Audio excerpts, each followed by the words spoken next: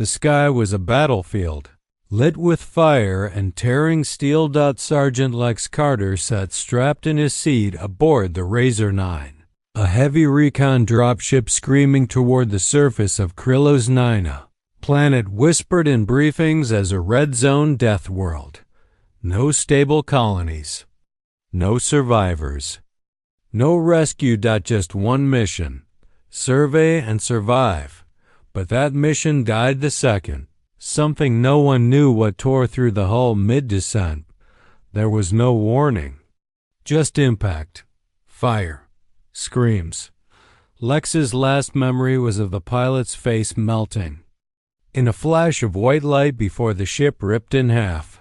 Then, darkness. Now, Lex lay in the wreckage, blood dripping into his eye, the taste of ash in his mouth. His helmet HUD flickered, throwing red static across his vision. Emergency systems. Offline.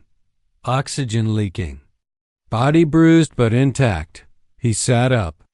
The interior of the ship looked like a butcher's slab panels torn open, wires hanging like entrails, and silence thick with death. The crew was gone. Not missing. Gone. No bodies, no signs of life. Just shredded armor, claw marks, and blood trails vanishing into the jungle beyond the busted hull. Outside the wreck, Krylos 9 stretched in every direction, a nightmare jungle of red. Trees towered like alien spires, bark black and pulsing. Thick, thorny vines twisted around each other like snakes. The sky above was a swirling mess of smoke and blood-orange clouds, and the air crackled with static electricity.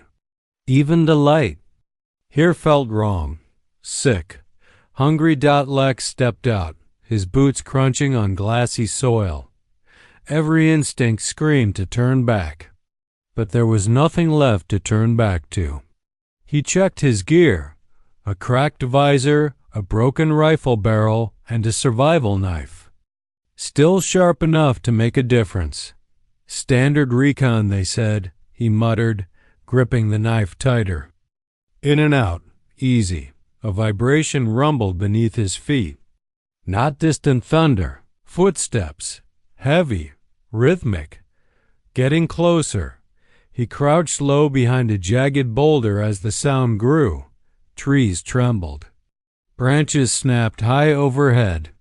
Something big was moving through the jungle, and fast. Then he saw it, emerging from the smoke like a nightmare carved from steel and bone. A creature stepped into the clearing.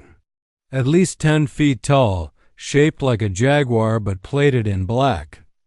Armor, its muscles moved like fluid beneath a shell of alien metal. Its eyes glowed a deep yellow, focused straight ahead. It didn't sniff the air, it didn't need to. It already knew exactly where Lex was. Then it roared, not an animal cry, but something deeper, a sound that shook the earth. The kind of roar you don't hear in your ears but in your bones. Lex's brain screamed run, and this time he listened. Bolted through the underbrush, slashing through vines that hissed and oozed when cut. Leaves snapped like glass and roots reached up like hands. The jungle didn't just want to slow him, it wanted him dead. The beast followed. Lex could feel its breath on his back, hot, chemical, and wrong. It moved faster than it should have, stronger than anything should be. And it was gaining. He stumbled down a muddy slope, slid under a low-hanging arch of glowing fungus, and broke into a wide-open clearing, only to find himself standing on the edge of a cliff. Nothing but a sheer drop into swirling fog below. Trapped. He turned as the creature stalked toward him. Its eyes flicked left, right, calculating. It was in no hurry now. The hunt was ending. It knew it. So did Lex. He raised his knife. "Come on, then," he whispered. The monster lunged. And then a second blur shot from the trees. Impact. A deafening clash. Lex dove aside just in time to avoid being crushed as the two titans collided. The second creature was even more terrifying, taller, covered in sharp, fractured armor and glowing with veins of blue energy. It slammed into the jaguar beast, teeth sinking into its spine. The armored monster screeched, thrashed, but the newcomer bit down harder, until Lex heard the sickening crack of bones breaking. In seconds, it was over. The first creature, once the jungle's apex predator, now lay in a twisted heap. The victor stood tall over its kill, head low, mechanical breath steaming from vents along its neck. Lex backed up slowly, knife still raised. "What the hell are you?" The second creature turned to face him fully. And now Lex saw it wasn't just alien, it wasn't fully alien at all. Its chest bore something familiar, an old Terran insignia scorched into the armor. The beast's mouth opened, not with fangs, but with words. "You don't belong here, human," it said. Its voice was deep, cold, and disturbingly clear. Lex froze. A dozen questions raced through his mind, but none made it to his lips. Instead, he asked the one thing that truly mattered. "Are you going to kill me too?" The creature paused, then took one slow step forward. "I haven't decided yet. One soldier, one jungle, one impossible world. But what if the deadliest thing on the planet used to be human?"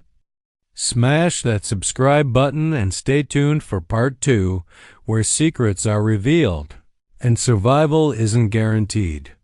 Lex Carter had faced monsters before pirates, rogue AI, even a Tharsis sandworm once, but none of them had spoken English.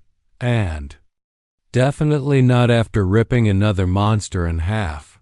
Now, he stood alone in a clearing soaked in steam and blood, face to face with something that moved like a predator, spoke like a man, and looked like the wreckage of a nightmare dressed in scavenged armor. "You don't belong here, human," it said again, its voice cold and rasping. Not emotionless, just tired. Worn like a blade used one too many times. Lex didn't lower the knife. "Neither do you." The creature's head tilted. "I do now." The standoff stretched for long seconds before it finally turned, motioning with one clawed hand. "If you want to live, follow me." Lex hesitated. His gut screamed trap, but his options were clear. Either tail this cryptic biomech horror or wait for the next jungle freak to pounce. So he followed. The path was more instinct than trail, twisting through thick jungle that pulsed like a living organism. Plants snapped shut at Lex's steps. The trees here leaned inward like they were listening, watching. Even the air felt thicker, almost wet with tension. His mysterious guide moved like liquid steel, silent, sure, inhumanly fast. The thing didn't speak again, not until they reached a narrow split between two jagged stone cliffs. Lex ducked under a thorny overhang and stepped inside into a hidden cave, hollowed deep into the mountain. The temperature dropped immediately, and the silence felt complete. No jungle noise, no wind, just a stillness that pressed down like a weight. The walls were covered in scratches and symbols, not alien, but human. Old warning signs, faded team, numbers, fragments of names long erased. "This place," Lex breathed. "This is a Terran forward site." "It was," the creature said, "a long time ago." In the center of the cave, lit by flickering power cells, stood a cache. Weapons, rations, a comlink. Most of it rusted or fused shut from exposure, but one item still pulsed with life, a sealed datapad humming with encrypted logs. The creature handed it to him. "You need to understand what you're standing on." Lex tapped the screen. It flickered, then lit up with a message. Video log. Mission Chimera Prime date, redacted status. Project abandoned. All personnel presumed lost. The screen cut to a woman's face, mid-30s. Sharp features, eyes sunken with exhaustion. She wore a Terran scientist patch on her shoulder. "If you're seeing this," she said, voice brittle, "then the planet has already claimed most of us." Behind her, the wall trembled, as if something massive was shifting just out of sight. "We tried to colonize Krylos 9, tried to tame it, but this planet fights back. Everything on it adapts. Violently, even us." She looked into the camera, gaze hollow. "We changed to survive, became faster, stronger. But we lost something. Our minds, our purpose. We became," she trailed off. Then, almost too softly to hear, "monsters." The feed cut. Lex stared at the screen in silence. "You're one of them, aren't you?" he asked, slowly turning to face his guide. "You?" "We're human." "The creature, no." The man nodded once. "I was part of the Chimera team," he said. "Survival unit, genetic mod trials. We were told Krylos would be manageable, containable." He chuckled, low and bitter. The planet disagreed. Lex took a step back. "Why help me?" "You haven't changed yet," he said. "And maybe it's not too late for you." Before Lex could respond, a shriek pierced the cave high, echoing, furious. The ground shook. Dust rained from the ceiling. What the hell was that? Lex hissed, grabbing for the nearest weapon. "They've found us," the man said. "Who?" He didn't need to answer, because suddenly they were everywhere, figures crawling from the walls, the ceiling, the cracks in the stone. Not alien, not quite human. Mutated survivors of the Chimera Project, faces twisted with rage and hunger. Bones jutting through skin, eyes glowing with madness. They didn't speak. They screeched, and then they attacked. Lex barely dodged the first one, its claws slicing through the air like razors. He rolled, grabbed a rifle from the rack cracked. Stock, no scope, still functional. He fired. The first mutant dropped in a shower of sparks and gore, but three more replaced it instantly. Beside him, the biomech soldier moved like a hurricane blade sprouting from his arms, cutting through the swarm in clean, brutal arcs. "Don't let them touch you," he shouted. "They infect, they change you from the inside out." Lex blasted a path toward the back of the cave. His knife flashed, catching one in the throat. It gargled something, a broken word, then collapsed. They fought their way through a tunnel that curved upward, lit by bioluminescent moss. Screams echoed behind them. Too many. Outside again, under the black-red sky, the jungle had changed. Trees had moved. The very ground had shifted, as if reacting to the chaos. Lex gasped for breath. "How do they know where we are?" "They're part of it now," his companion said grimly. "Part of Krylos. The planet itself wants us dead." Something shifted in the trees, more shapes approaching. The jungle was waking up. Again. "We need to move," the man said. "Now, wait," Lex said. "What's your name?"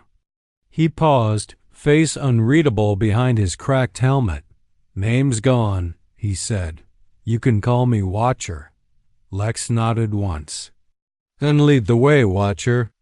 But as they turned to run, the jungle split open with a deep, thunderous growl knot. Like the other creatures, this was bigger, older. Something buried for centuries was waking up, and it wasn't happy. They looked up, and the trees themselves bent backward as something massive rose from the forest floor. Not a creature, not a machine, something in between. Lex's grip on his rifle tightened. Watcher whispered, "The jungle sent its god. Asterisk mutated soldiers. A planet that infects your mind. And now, something ancient stirs beneath the roots. Don't blink." Part 3 drops soon. If you thought survival was hard, just wait until you meet what's really in charge on KRYL Lost-9. The jungle wasn't just alive, it was aware. Lex Carter stood frozen as the canopy above split like a curtain, and from deep within the twisting branches and pulsing vines, the jungle's god rose. It wasn't shaped like any beast or machine he'd seen. No legs, no wings. It was a mass of living tendrils, each as thick as a starship's fuel line, woven into a mountain-sized hive of bark, bone, and metal. At its heart pulsed a massive red eye, veined with glowing roots that pulsed in rhythm like a heartbeat. It didn't roar. It just stared, and everything around it obeyed. The ground trembled as dozens, no, hundreds of creatures emerged. Mutated. Former humans, six-legged stalkers with skulls for faces. Even the trees themselves twisted into grotesque shapes. Crawling toward Lex and Watcher. Lex raised his rifle, but Watcher didn't move. He just whispered, "We found it once before. We thought it was a plant, a freak ecosystem. We were wrong. It's the root mind, Krillis's intelligence. It's God and its executioner." Lex's breath caught. "You're telling me this whole time the planet's been thinking?" Watcher didn't answer. He just turned. "We run, now." They bolted through the jungle, across terrain that bent itself to stop them, roots reaching from the ground to trip their feet, vines snapping like whips at their backs, trees shifting position like chess pieces on a living board. Lex dove under. A fallen transport ship now completely overtaken by moss and coral-like fungus. A half-skeleton hung from the cockpit, head tilted, rifle fused into its hand by melted armor. Probably one of Watcher's old teammates. "You said you fought this thing before," Lex shouted, crouched beside him. "We tried," Watcher growled. "Tactical nukes, plasma drills, nothing worked."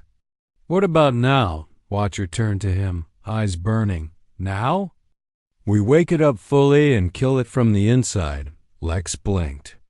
"Come again?" Before Watcher could answer, a screech split the sky. Above them, a massive winged creature, leathery and scaled, but stitched with metal plates and biotech wires, plummeted. From the sky like a meteor, they rolled as the beast struck the jungle floor, sending up an explosion of ash and spores. Its mouth opened into 5 splitting jaws, each lined with obsidian fangs. Lex fired into its face. The bullets ricocheted off. "This one's new," he shouted. "Everything evolves here," Watcher replied. "Nothing stays dead long." Then the creature lunged. Lex barely dodged as it snapped its jaws inches from his head. Watcher leapt onto its back, blades extending from his arms with a mechanical shunk. He drove them into its neck. The creature bucked, roared, and crashed into a tree, but Watcher held on. "Lex, its throat. Go for the glow." Lex spotted it, a pulsing sac just behind its jaw. A soft spot, he didn't think. He charged, jammed the barrel of his rifle into the opening and fired 3 full rounds. The creature screamed, flailing before finally collapsing, spasming, and going still. Steam hissed from its corpse. Lex looked at Watcher. "We've got maybe 10 minutes before another one finds us." Watcher nodded. "Then let's give this place hell." Minutes later, they reached it, a fractured cave mouth deep beneath the jungle's roots. "This is it," Watcher said. Voice low. "Where we buried the command node." Lex frowned. "Command node? Every Terran science project had one. Portable brain, tactical AI, security override, fail-safes. Ours was called Harrow." Lex stepped inside. The walls were glassy black, slick with moisture. Alien fungus pulsed underfoot like living carpet.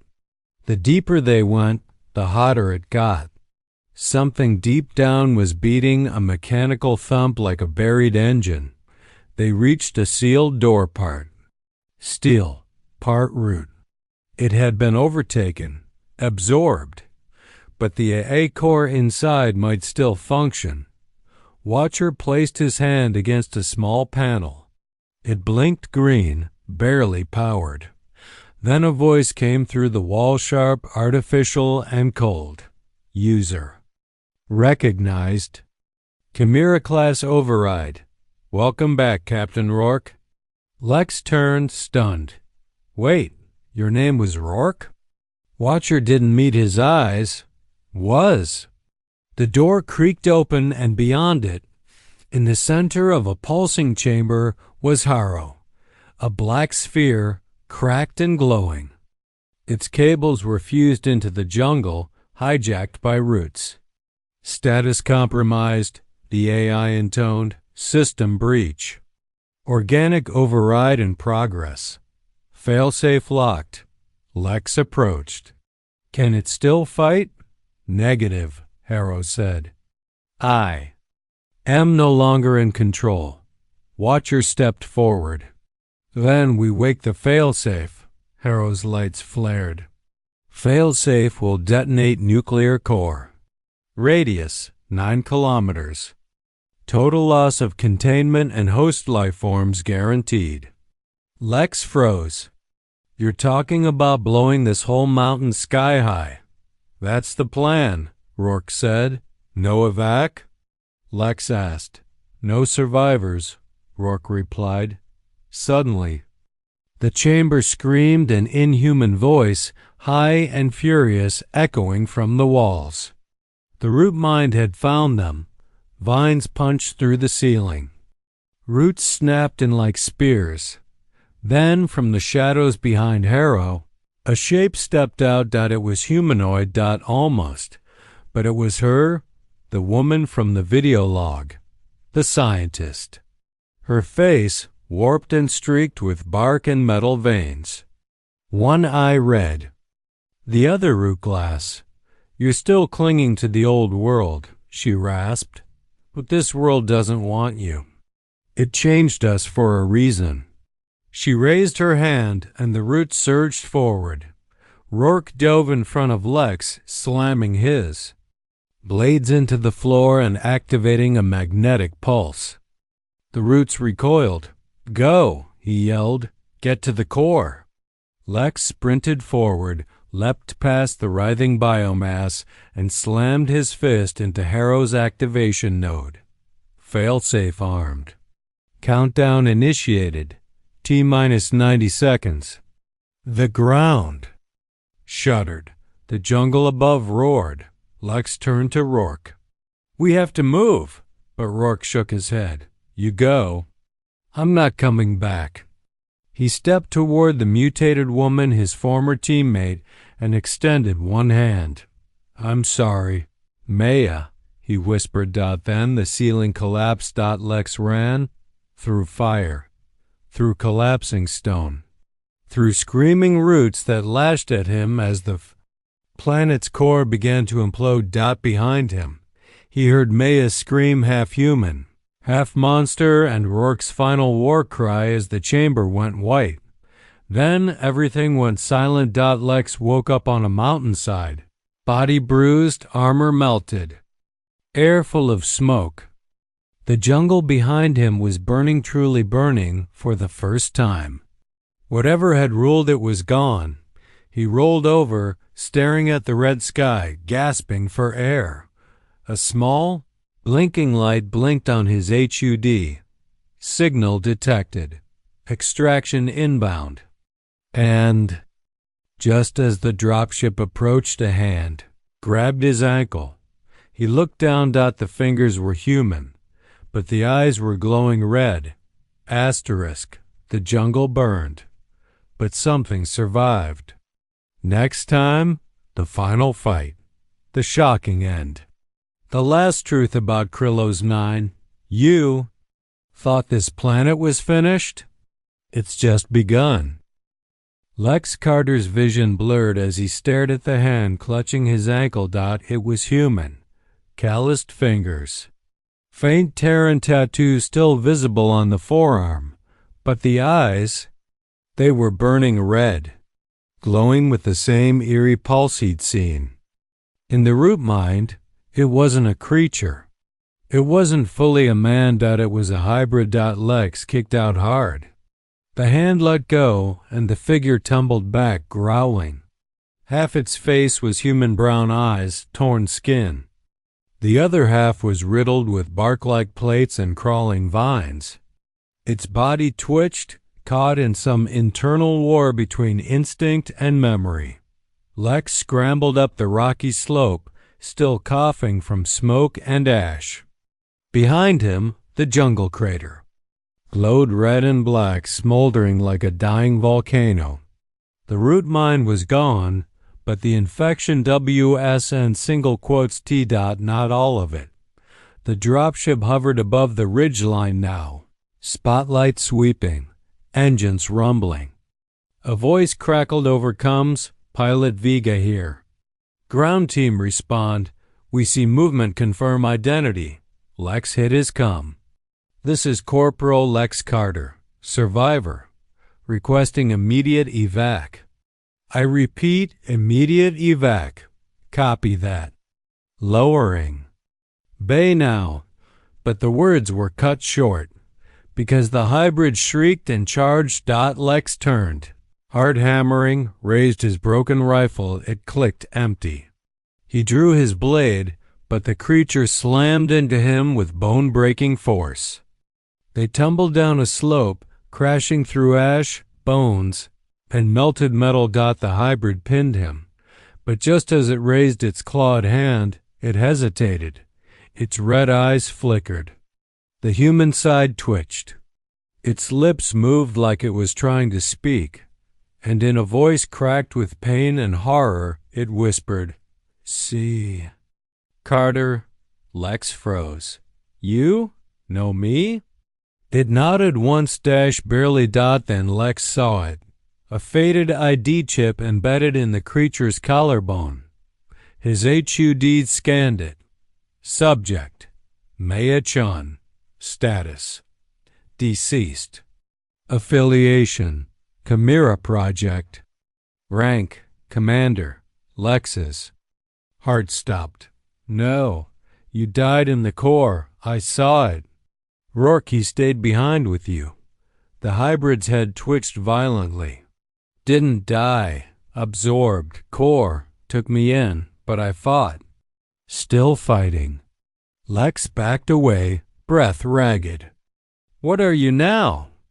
Maya's body convulsed, as if the root mind was still trying to puppeteer her. Not root. Not human. I'm the bridge now. Before Lex could speak again, the hybrid stood tall, looking toward the incoming dropship. Her voice grew clearer. It's not over, Carter. You nuked the brain, but not the seed. Lex's skin went cold. What seed? Deep below, she said. Past the core. It goes miles down. That was just one root mind. One of many. This planet doesn't die. It waits. A massive tremor shook the ground. The burning crater behind them cracked open, and from deep beneath the planet's crust, something ancient began rising. Not a creature, not even a machine. It was a living engine, a tower of flesh. Bone, crystal, and steel spiraling into the sky like a blooming parasite. The very heart of Krylos, the true seed. And it was waking up. Lex turned to Maya. If this thing spreads, if it gets off-world, she nodded grimly, it won't stop. It never stops. It finds new worlds, grows, spreads, learns. The dropship hovered overhead. Bay door opened. Lex looked up. We can destroy it. Together. Maya shook her head. You can't kill it with bombs. You have to infect it. You have to give it something it can't adapt to. Something it can't control. Lex narrowed his eyes. Like what? She looked at him. And then smiled. Free will. And before Lex could move, Maya lunged toward the seed. She tore into it like a missile, her body glowing, vines wrapping around her, roots tearing into her mind. She screamed, but not in pain. In defiance. She was feeding the root mind something it had never processed before. Choice, regret, memory, sacrifice. Lex watched as the alien tower screamed.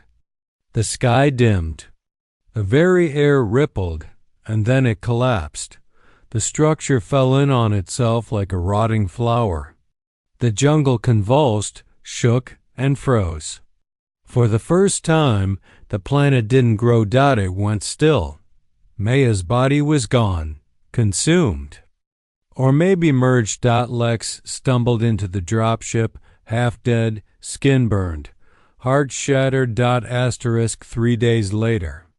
Lex stood in the medbay of a Terran flagship orbiting above Krylos. Every scan showed the same result. The planet below had stopped pulsing. No more new growth. No more root activity. Is it dead? The commander asked him. Lex looked out the viewport. No, he said. It's healing, like it's in shock. The commander frowned. So what now? Lex handed her a data chip. Everything I saw. Everyone who died, including Commander Maya Chun. She took it, but Lex didn't move. He was staring at his arm, where faint, green lines had begun crawling under the skin. The medical techs hadn't noticed. Not yet.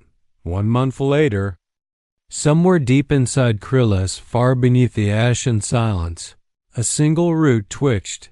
Its eye opened. Not red, not alien. Human. And it whispered in Maya's voice, humanity thrives. Asterisk, she became the virus. He survived the impossible. But Krylos 9 isn't finished. What comes next? Humanity isn't just surviving, it's adapting. Subscribe for the next story. When the dead planet speaks again, who will answer?